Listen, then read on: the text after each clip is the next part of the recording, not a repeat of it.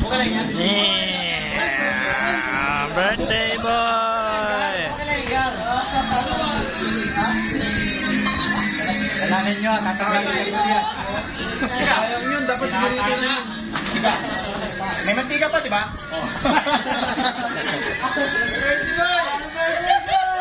Pinoy naman yata yun eh, Pinoy. Kaya yung masasabi niya eh. Ay, papalawin mo yung pagsisinan. Taragan. May mantika pa. Ligo mo lang. Ligo ka muna eh. Parang iwas na siya. Return mo yun. Kamarin na rin.